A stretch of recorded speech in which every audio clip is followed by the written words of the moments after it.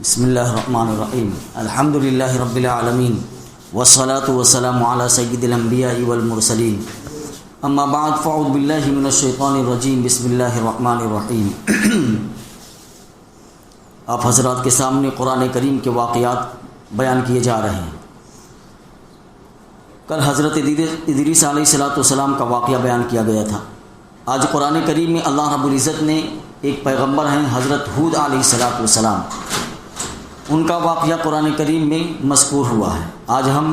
حضرت ہود علیہ السلام کا واقعہ آپ کے سامنے بیان کریں گے۔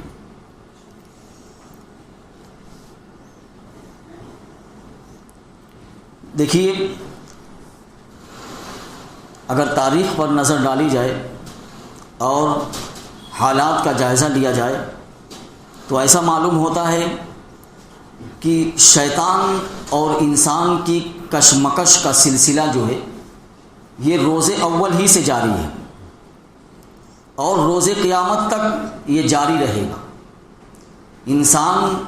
اور شیطان کی کشمکش کا سلسلہ جو ہے یہ قیامت تک جاری رہنے والا ہے، یہاں تک کہ اولو العزم انبیاء اور صالحین اور اسی طریقے سے جو بزرگان دین ہیں ان کی مسلسل کوششوں کے باوجود شیطان انسان کو بہکانے میں کامیاب رہتا ہے۔ شیطان ہمیشہ گناہ پر انسان کو آمادہ کرتا رہتا ہے اور غالب رہتا ہے اور انسان کو صراط مستقیم سے منحرف کرنے میں کامیاب ہو جاتا ہے۔ حضرت نوح علیہ السلام کے ساتھ ان کی کشتی میں 80 افراد تھے، ایمان لانے والے 80 افراد تھے۔ یہ وہ لوگ تھے جنہوں نے حضرت نوح علیہ السلام کی دعوت پر لبیک کہا تھا۔ ان 80 افراد کے علاوہ روئے زمین پر یا روئے کائنات کا ہر فرد اور ہر بشر اور ہر ذی روح مخلوق جو ہے طوفان نوح میں تباہ ہو گیا تھا اور برباد ہو گیا تھا، یعنی غرق ہو کر ہلاک ہو گیا تھا۔ صرف یہی 80 افراد باقی تھے، ورنہ طوفان نوح میں روئے زمین پر جتنے بھی لوگ بسنے والے، جتنی بھی مخلوق ہے، ساری کی ساری مخلوق طوفان نوح میں غرق ہو گئی تھی اور ہلاک ہو گئی تھی۔ اللہ تعالیٰ نے ان 80 لوگوں کی نسل سے اور انسانوں کو پیدا کیا، یعنی اتنی برکت اس میں دی کہ پھر ہزاروں اور لاکھوں سے جو متجاوز ہو گئے۔ یہ لوگ تو کچھ دنوں تک جو ہے حضرت نوح علیہ السلام کے دین پر قائم رہے، اس کے بعد ان میں وہی خرابیاں پیدا ہو گئی جو پچھلی قوموں کے اندر پیدا ہوئی تھی۔ جو تباہی اور بربادی پچھلی قوموں کے اندر تھی، وہی تباہی و بربادی کا سبب جو ہے ان لوگوں کے اندر بھی پیدا ہو گیا تھا۔ ان میں بھی بت پرستی، یعنی بتوں کو پوجنا جو ہے عام ہو گیا ان کے اندر۔ لوگ جو ہے اللہ تعالیٰ کو چھوڑ کر غیر اللہ کی پوجا کرنے لگے۔ قرآن کریم نے ان لوگوں کو قوم عاد کا نام دیا ہے، یعنی قوم عاد، اور بتلایا ہے کہ یہ قوم عاد جو ہے قوم نوح کی جانشین تھی اور 2000 سال قبل مسیح یہ قوم ایک سرزمین ہے ارض احقاف، اس ارض احقاف میں آباد تھی۔ لکھا ہوا ہے کہ یہ جگہ جو ہے حضرموت کے شمال میں اس طرح واقع ہے کہ اس کے مشرق میں عمان ہے اور شمال میں جو ہے ایک جگہ ہے ربع الخالی، اور آج یہاں جو ہے بالکل کلیجی کے چٹیل میدان ہے، وہ بالکل ریتیلی میدان کے سوا جو ہے کچھ نہیں بچا ہے۔ جہاں تک دور تک نگاہ ڈالیے میدان ہے، ایک صحرا ہے اور ریتیلی زمین ہے۔ وہ قوم عاد جو ہے اس کے بارے میں قرآن کریم میں ہے کہ اپنے جسمانی اعتبار سے، یعنی کیا کہتے ہیں، جو ان کا ڈیل اور ڈول جو ہے جسمانی ساخت اور جسمانی بناوٹ اور جسمانی طاقت اور کہہ لیجیے کہ ان شکل و صورت کے لحاظ سے پوری دنیا میں وہ ممتاز سمجھی جاتی، بڑی طاقتور قوم تھی۔ لیکن افسوس کی بات یہ تھی کہ جس ہستی نے اس قوم کو کائنات میں ساری قوموں پر جو ہے امتیاز اور فوقیت بخشی تھی، یعنی پوری کائنات میں کوئی بھی انسان ان جیسا طاقتور نہیں تھا۔ تو جس ہستی نے ان کو اتنی قوت اور طاقت عطا کی تھی، اسی قوم نے اللہ کی ان نعمتوں کی قدر نہیں کی، اور ان کے بتلائے ہوئے راستے سے، اللہ کے بتلائے ہوئے راستے سے یہ قوم بھٹک گئی۔ اب اللہ رب العزت پر یعنی یہ لازم تھا، یا اللہ رب العزت کو یہ حق تھا کہ اس قوم کو جو ہے بلا تاخیر، جیسے ہی وہ راہ راستے بھٹکی تھی اور بت پرستی میں مبتلا ہوئی تھی، اللہ رب العزت اس قوم کو ہلاک کر دیتا اور اس کو ایسا خوفناک عذاب دیتا کہ آنے والی نسلیں جو ہے عبرت کا نشان بن جاتی۔ لیکن اللہ رب العزت کی عادت ہے اور اللہ رب العزت کا یہ طریقہ ہے، اللہ رب العزت اپنی یعنی قدیم سنت کے مطابق پہلے ان کے پاس انہی میں سے ایک رسول بھیجا اللہ رب العزت نے، تاکہ وہ ان کو بتلائے کہ تم جو اللہ کو چھوڑ کر یہ بت پرستی میں مبتلا ہو، جو تم صنم پرستی میں مبتلا ہو، یہ غلط ہے۔ اللہ اور اس کے اللہ اور اس کے رسول کا کہنا مانو۔ اس قوم کی طرف جو رسول بھیجا گیا، اس کا نام جو ہے قرآن کریم میں آتا ہے کہ حضرت ہود علیہ السلام ہے۔ یہ قوم عاد کی طرف نبی بنا کر بھیجے گئے۔ قوم عاد جو ہے یہ سب سے زیادہ معزز اور کہہ لیجئے کہ سر برآوردہ شاخ سے انہی میں سے حضرت ہود علیہ السلام کو بھیجا، جو قوم عاد میں سب سے سر برآوردہ لوگ تھے، انہی میں سے حضرت ہود علیہ السلام کو مبعوث کیا گیا۔ اب انہوں نے اپنی قوم کے سامنے جو ہے توحید کی دعوت دی، اللہ کو کہا ایک مانو، اور میں اللہ کا پیغمبر ہوں، اللہ کا بھیجا ہوا رسول ہوں، میری بات کو تم مان لو۔ اب اللہ رب العزت نے جنہیں جو ہے ہر طرح کی طاقت عطا کی تھی، جنہیں ہر طرح کی قوت اللہ رب العزت نے عطا کی تھی اور شان و شوکت سے ان کو نوازا تھا، اور دنیا کی ساری قوموں کو ان کو یعنی ساری قوموں پر اللہ رب العزت نے ان کو ممتاز بنایا تھا۔ تو جب ان کے پیغمبر اس اپنی قوم کو دعوت دینے لگے اور کہا کہ دیکھو اللہ رب العزت نے تمہیں ہر طرح کی طاقت عطا کی ہے، ہر طرح کی شان و شوکت ہر طرح کی شان و شوکت سے تم کو نوازا ہے، اور تم سر سے پاؤں تک اس خالق حقیقی کی نافرمانی میں غرق ہو، اللہ اگر چاہتا تو تمہیں اس کی سزا بھی دے سکتا تھا، لیکن وہ تمام تر گناہوں کے باوجود تم پر ابھی تک مہربان ہے، اور تم اس کی مہربانیوں کو ٹھکرا کر اپنے ہاتھوں سے تراشے ہوئے ان معبودان باطلہ کی پرستش کر رہے ہو، یعنی ان بت پرستوں ان بتوں کی جو ہے تم پوجا کر رہے ہو، پرستش کر رہے ہو، ان کو خدا مان رہے ہو۔ حضرت ہود علیہ السلام کی رسالت اور ان کی دعوت کا بیان جو ہے قرآن کریم میں 11ویں پارے کے اندر اس آیت کے اندر موجود ہے۔ اللہ رب العزت نے فرمایا وَإِلَىٰ عَادٍ أَخَاهُمْ هُودًا قَالَ يَا قَوْمِ اعْبُدُوا اللَّهَ مَا لَكُم مِّنْ إِلَٰهٍ غَيْرُهُ إِنْ أَنتُمْ إِلَّا مُفْتَرُونَ۔ اللہ رب العزت نے فرمایا کہ اور ہم نے عاد کی طرف ان کے بھائی ہود کو رسول بنا کر بھیجا، انہوں نے کہا کہ اے میری قوم کے لوگوں، اللہ ہی کی عبادت کرو اور اس کے سوا تمہارا کوئی معبود نہیں ہے، تم جو کچھ کہتے ہو، تم جو کچھ بولتے ہو، جھوٹ کہتے ہو تم۔ حضرت ہود علیہ السلام کی قوم نے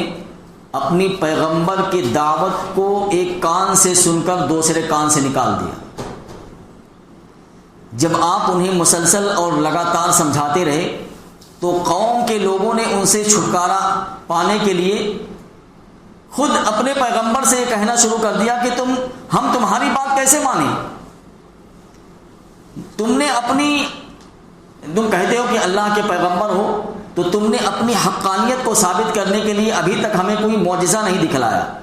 اور نہ کوئی ثبوت ہمارے سامنے پیش کیا ہے جس سے یہ پتہ چلے کہ تم اللہ کے پیغمبر ہو۔ ابھی تک کوئی دلیل اور کوئی یعنی کوئی معجزہ تم نے ہمارے سامنے پیش نہیں کیا، تو ہم آپ کے کہنے پر ہم اپنے آبا و اجداد کے دین کو کیسے چھوڑ سکتے ہیں؟ ہم اپنے آبا و اجداد کے دین پر قائم ہیں، ہم اپنے آبا و اجداد کے دین کو کبھی نہیں چھوڑ سکتے۔ اور کہنے لگے کہ ہمیں تو ایسا لگتا ہے کہ نعوذ باللہ، حضرت ہود علیہ السلام سے کہا انہوں نے کہ نعوذ باللہ آپ کے دماغ میں فطور ہو گیا ہے، آپ اس طریقے سے بہکی باتیں کر رہے ہیں اور آپ کی عقل کہیں چلی گئی ہے، نعوذ باللہ، کیونکہ آپ ہمارے معبودوں کو برا بھلا کہتے رہتے ہو۔ قوم عاد کے جو ہے کبر اور غرور اور گھمنڈ کا عالم یہ تھا کہ وہ اپنی طاقت اور قوت اور مال و دولت کے سامنے کسی کو کچھ نہیں سمجھتے تھے۔ اللہ رب العزت نے ان کو اتنا طاقت ہی دی تھی، وہ سمجھتے تھے کہ ہمارے جیسی طاقتور قوم دنیا میں کوئی نہیں ہے،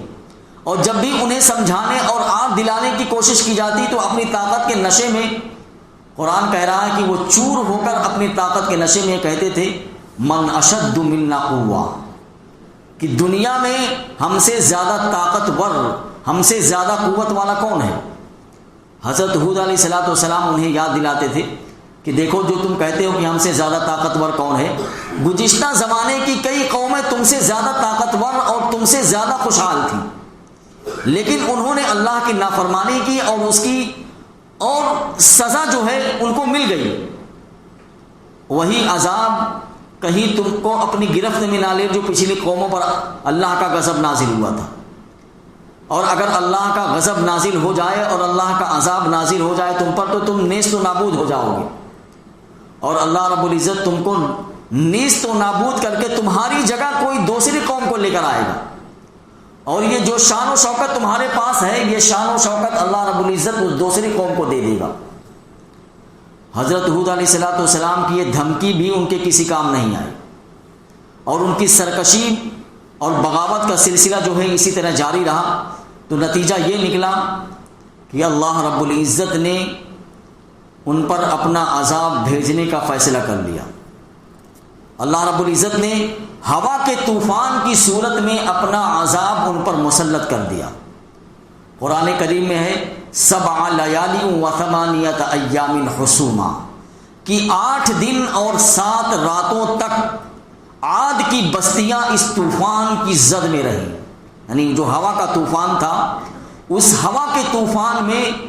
8 دن اور 7 راتوں تک یہ طوفان اس قوم عاد کی بستیوں میں رہا، اور ان کے عالی شان اور پختہ محل اور مکانات،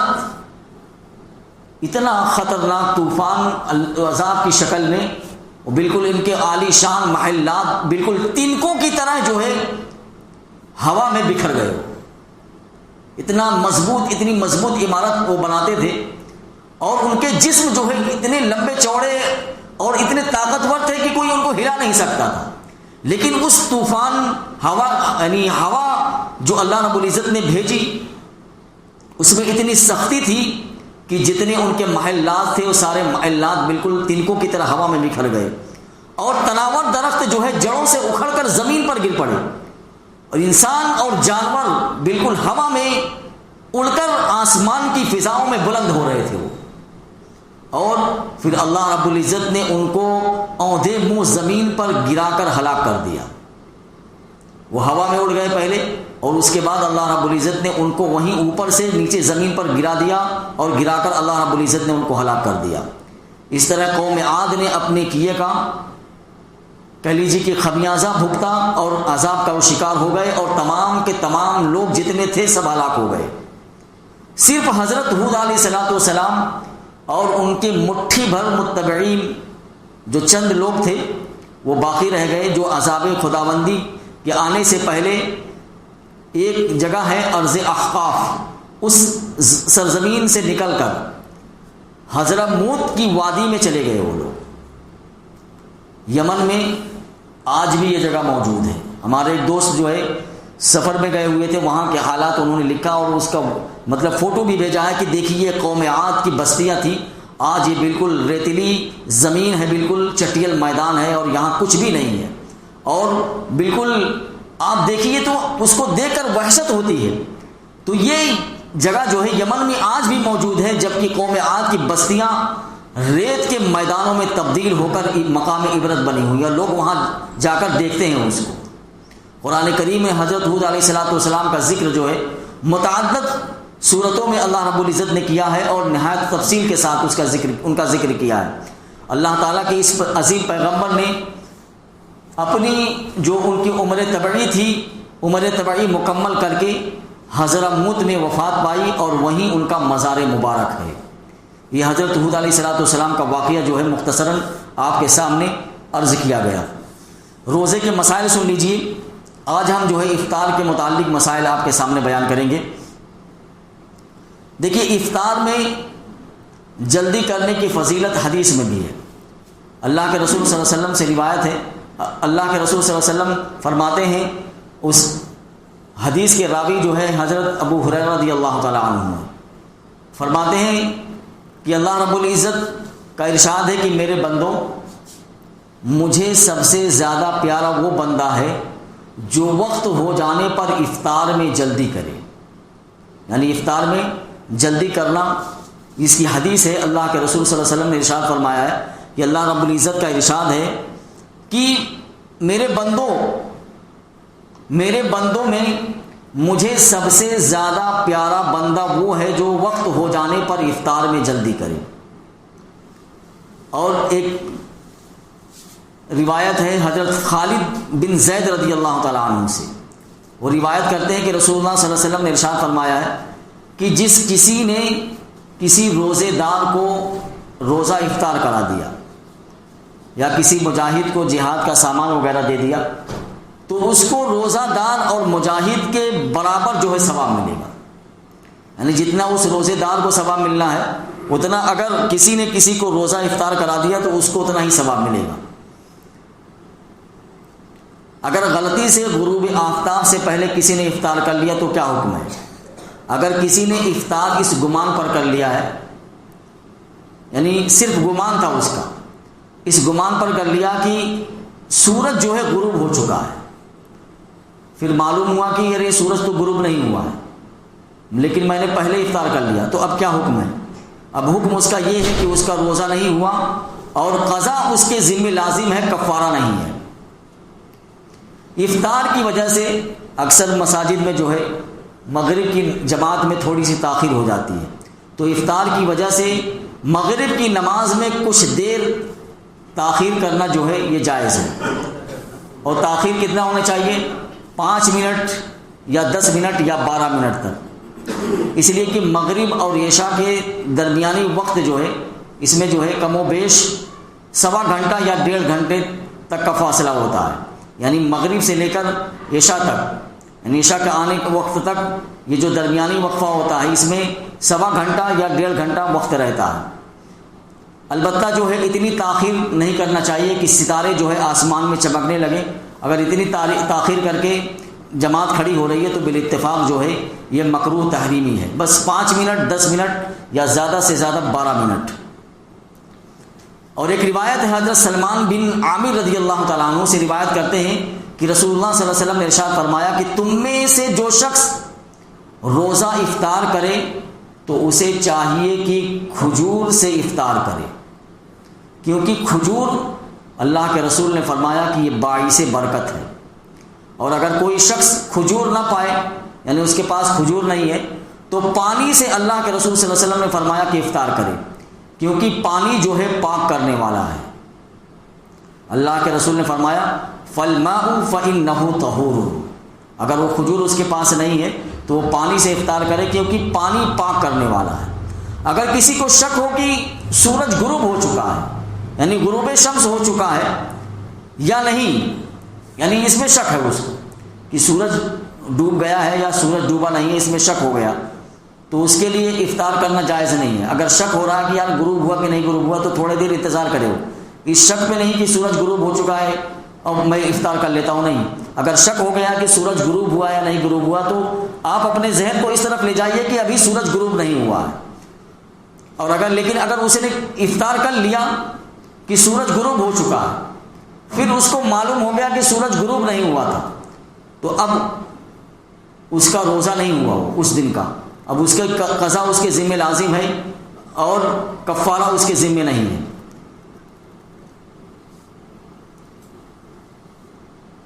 اللہ رب العزت اور ایک مسئلہ اور ہے، میں اکثر ہمارے ساتھی جو ہے پوچھتے رہتے ہیں اور کئی جگہوں سے پوچھا گیا ہے کہ بعض لوگ جو ہے افطاری کے موقع پر جب مسجد میں افطاری ہو رہی ہو تو ایک سے زائد لوگ جمع ہوتے ہیں، تو ایک سے زائد افراد اگر جمع ہو تو روزہ کھولنے سے پہلے اجتماعی دعا کو ضروری وہ سمجھتے ہیں، یعنی اجتماعی دعا مانگی جاتی ہے۔ یہ اجتماعی دعا حالانکہ اس موقع پر جو ہے ضروری نہیں ہے، اس کو ضروری سمجھنا یہ غلط ہے۔ اجتماعی دعا جو ہے اس حال میں ثابت نہیں ہے، البتہ انفرادی دعا جو ہے آدمی اپنے طور پر افطار کے وقت کر سکتا ہے۔ اور بعض گھروں میں جو ہے افطاری کی تیاری میں لوگ جو ہے، اور خاص طور سے عورتیں جو گھروں کی ہوتی ہیں، وہ افطاری کی تیاری میں اتنی مشغول ہو جاتی ہیں کہ افطار سے پہلے، حدیث میں ہے کہ افطار سے پہلے چند جو لمحات ہوتے ہیں وہ دعا کی قبولیت کے ہوتے ہیں، تو افطار سے پہلے چند لمحات بھی ان کو دعا کے لیے میسر نہیں ہوتے، حالانکہ یہ دعا کی قبولیت کا جو ہے وقت ہوتا ہے، بلکہ بعض اوقات افطار بھی ہو جاتا ہے مگر گھر میں جو ہے افطاری کی تیاریاں ابھی بھی چلتی رہتی ہیں۔ دیکھیے، اول تو بغیر ضرورت و مجبوری کے اتنا اہتمام افطاری میں کرنا یہ مناسب نہیں ہے، لہٰذا مناسب تیاری ذرا پہلے کر کے دعا کا مقبول وقت جو ہے اس کو حاصل کیا جائے، اور گھر کی عورتوں کو بھی موقع دیا جائے کہ وہ افطاری تھوڑا جلدی پکا لیں اور دعا میں مشغول ہو جائیں۔ اللہ رب العزت عمل کرنے کی توفیق عطا فرمائے۔